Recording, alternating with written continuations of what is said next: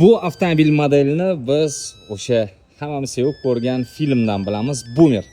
BMW 7-seriyasi E38 kuzovida. Buni qarang holatini. 1994-yildan 2001-yilga qadar ishlab chiqarilgan adashmasam. Bu 728 versiyasi, 208 litrli dvigatel bilan jihozlangan. 2000-yilda ishlab chiqarilgan va bor yo'g'i 65 000 kilometr masofa bosib o'tgan.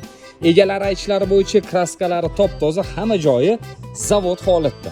Faqatgina mana shu Alpine diskasini o'rnatishgan. Holat qarang zo'rligini. Ichki qismlari ham a'lo darajada turibdi. Charmga e'tibor bering. O'rindiqlar kulrang charm bilan qoplangan. 65 210 kilometrgina masofa bosib o'tgan.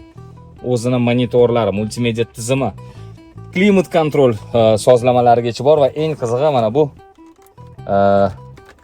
telefon.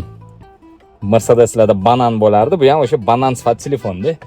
Xo'sh, luk bor, orqa o'rindiqlar keng, CD changer, hamma narsasi bor avtomobilimizda.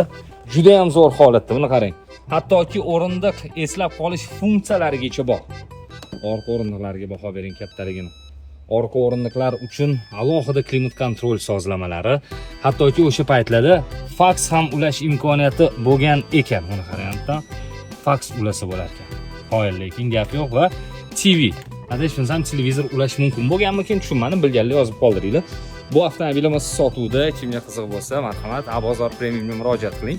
2000-yil 65 000 kilometr masofa bosib o'tgan E38 kuzovdagi BMW 7-seriya 208 litrli dvigatel.